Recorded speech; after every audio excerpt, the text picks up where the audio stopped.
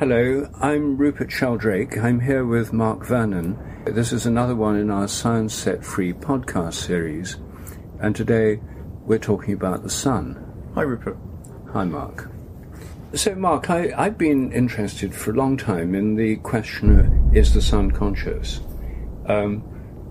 If we move towards a panpsychist or animist view of nature, which a surprisingly large number of people are doing at the moment, going beyond materialism, which sees matter as unconscious, if we see self-organizing systems as having some kind of mind, even electrons, philosophers like Galen Strawson and Thomas Nagel are perfectly happy to consider the possibility of electrons having a kind of mind, or atoms.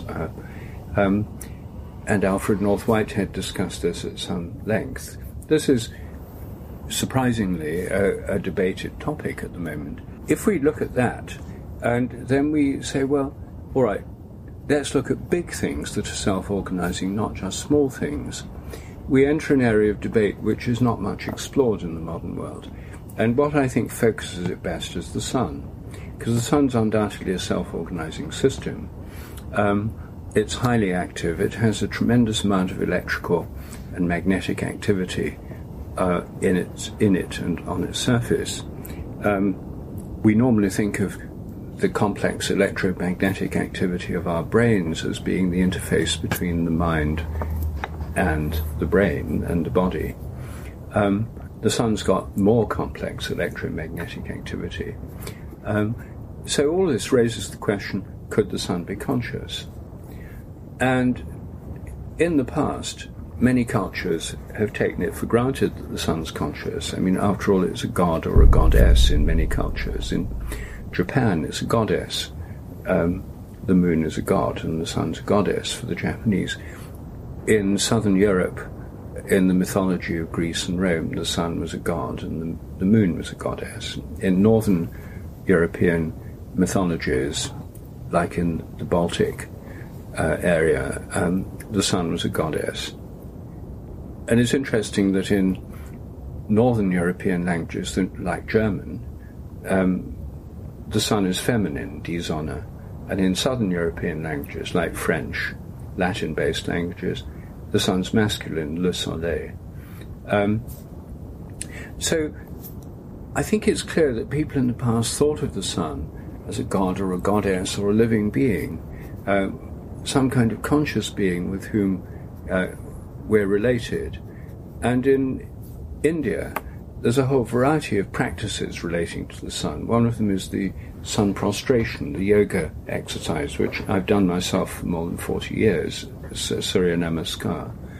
Another is the Gayatri mantra, a mantra which invokes the illuminating light of the sun to help our meditation. May the glorious splendor of the sun, the divine splendor of the sun, illuminate our meditation. And then, of course, if the sun is conscious, then probably so are all the other stars. And then maybe the whole galaxy is conscious.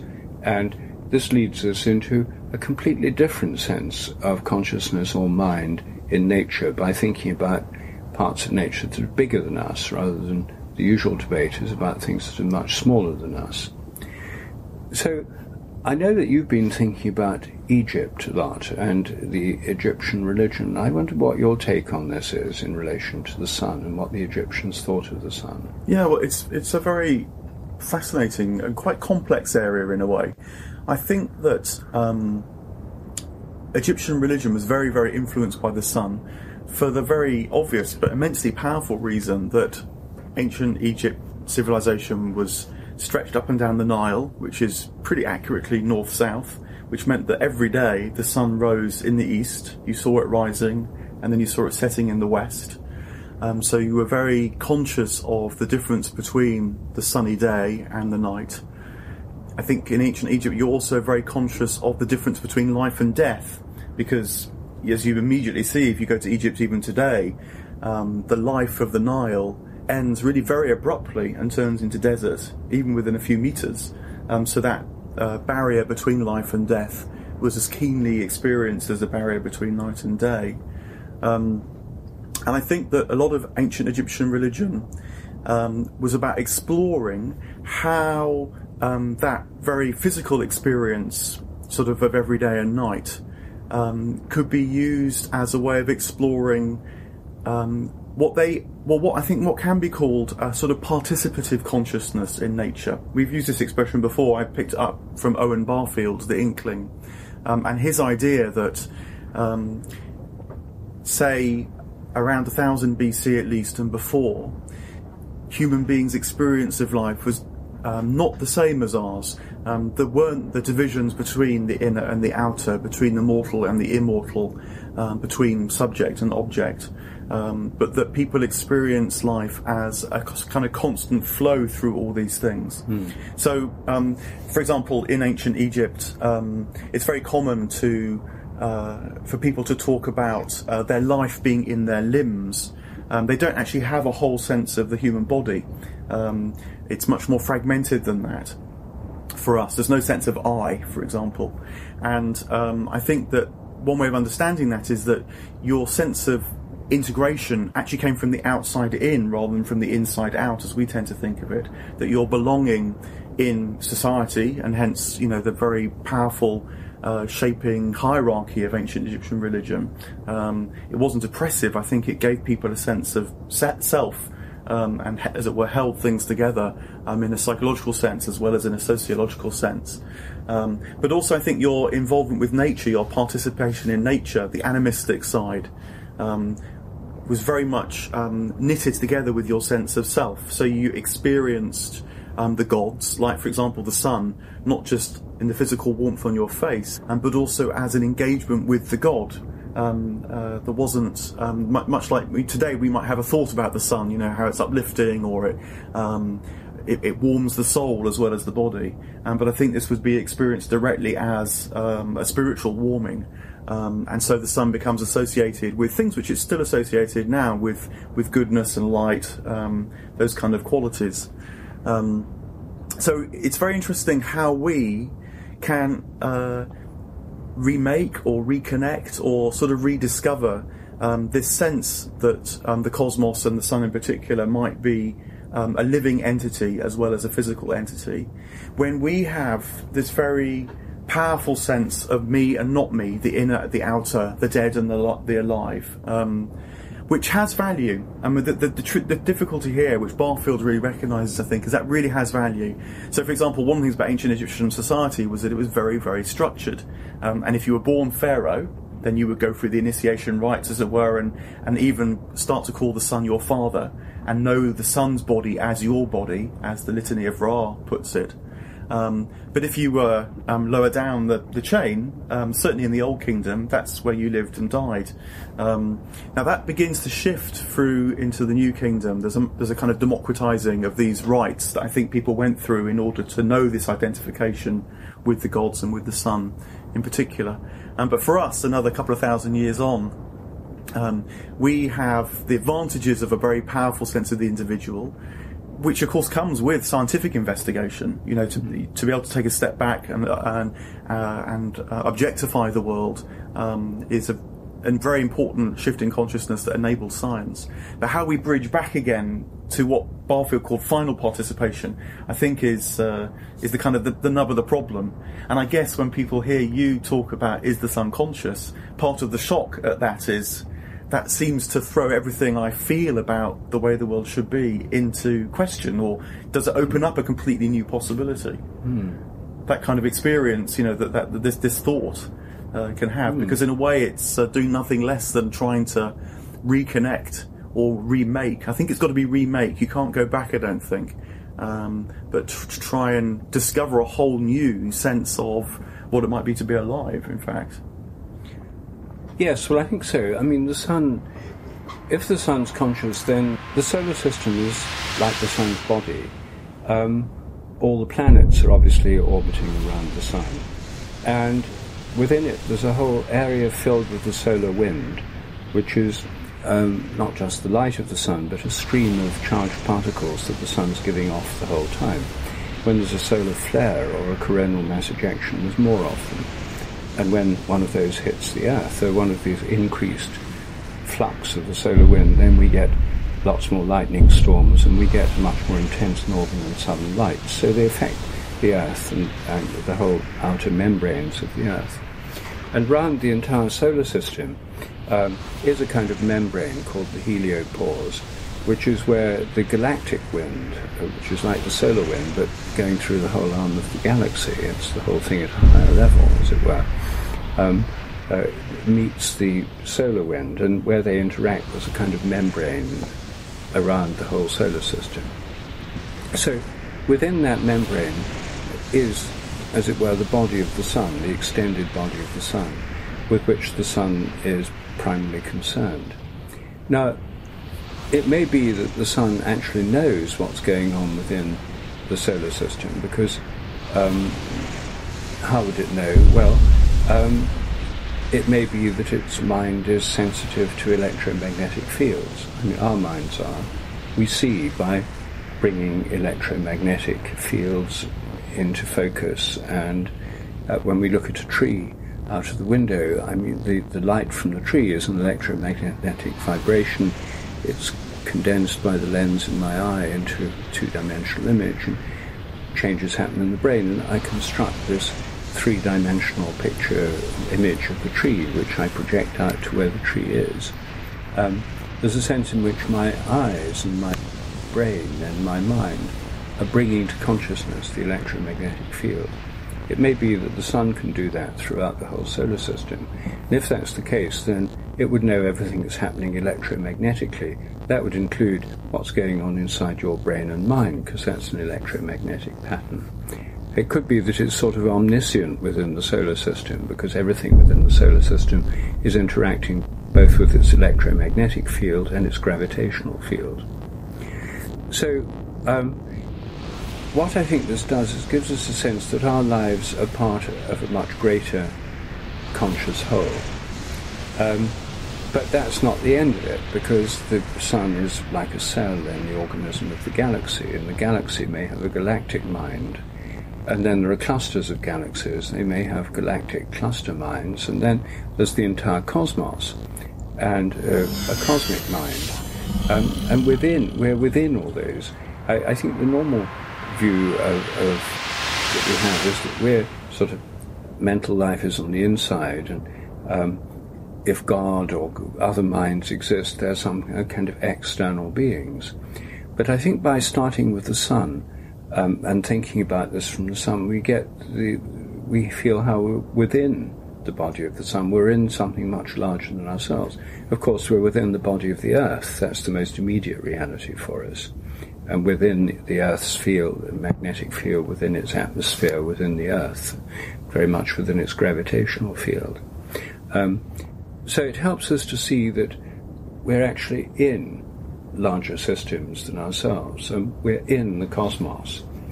And of course, in a traditional religious view, we're in God. I mean, God's not out there, we're in God, and God's far greater and more inclusive than us. So I think as a way of thinking about being part of a larger whole, which is conscious, in fact a series of larger wholes, thinking about the consciousness of the sun is very helpful.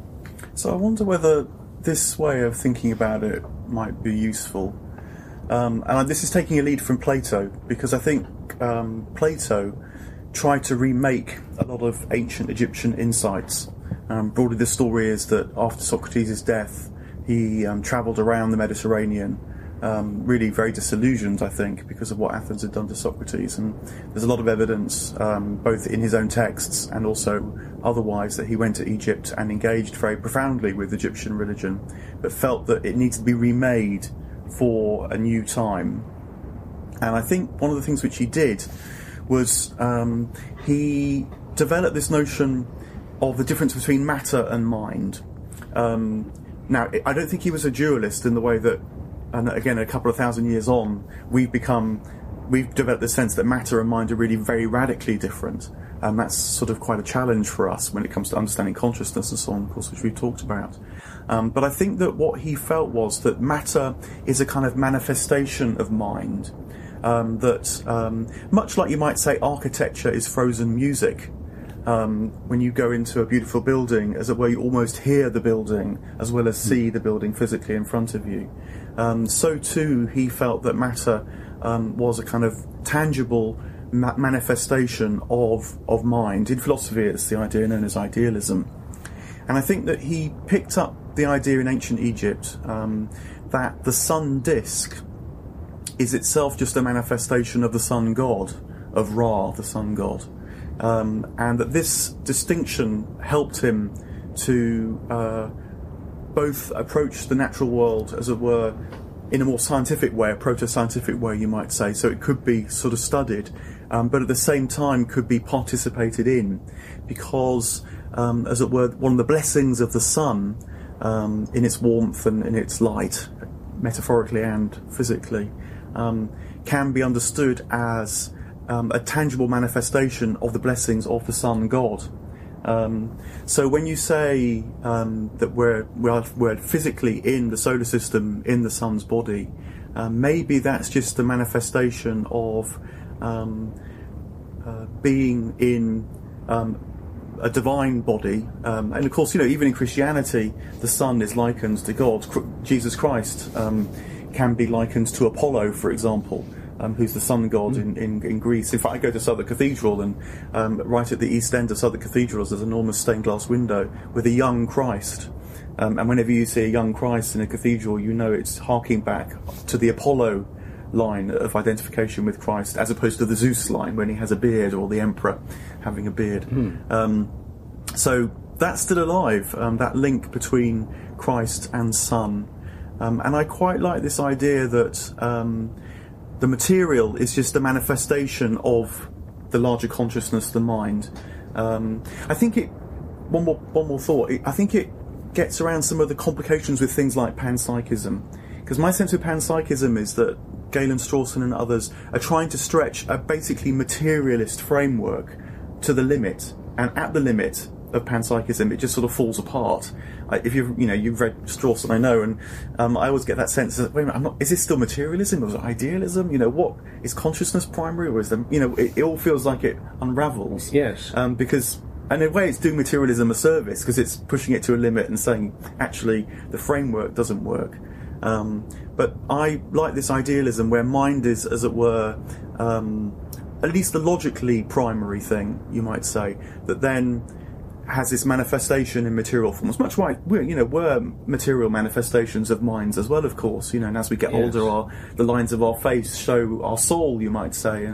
So, does that model fit in with? Well, I think so. Yes. I mean, I think this idea of the relation of God, the sun, Ra, and the sun disk, I don't quite get why the sun can't just be Ra, why it's got to be a manifestation of Ra. But I do, in the Gayatri Mantra, there's the divine light shines through the sun. The sun is not the ultimate God, it's a channel through which the light of the ultimate God comes. Yeah, I think that would be a way of putting it. It sort of gives depth to the material form, as it were. And actually there's a hymn that I found myself singing the other day. I was at a service where I've forgotten how the hymn begins, but it's talking of God as the Son of Sons, S-U-N of S-U-N-S, that God is like that, a bit like your thing of Ra, that God is the ultimate light which shines through all suns, all stars, including ours, but the one that's most relevant to us is our own, because it's by far the dominant presence of all the stars, the one that affects us most. So it's not saying the sun is God, but it's saying that the light of God shines through the sun, and the divine presence is in the sun, as indeed in everything in nature, but the sun, it's in a particularly spectacular form. And it's an interesting image of the sun that one gets in St. Thomas Aquinas and in Meister Eckhart and St. Anselm, where they use this argument that if our minds turn towards God, the light of God is so overwhelming, it's dazzling, and our minds can't take in the full power of the divine mind because it's so much greater than us, just as we can't gaze at the full light of the sun in the middle of the day because it dazzles and overwhelms our senses. So there's this constant use of the metaphor of the sun as showing that the divine light as being, and the divine mind as being overwhelmingly greater than our own and dazzling to look upon. I mean, that sounds very Platonic. Again, a similar idea, even if I guess there is a direct link as well. So in his famous analogy of the cave, where he describes what it is to wake up to true reality, the last stage is to step out of the cave and to be dazzled by the sun, that the thing which gives light and life, in fact, to everything. It's all pervasive and enables one to see, but can't quite be seen itself.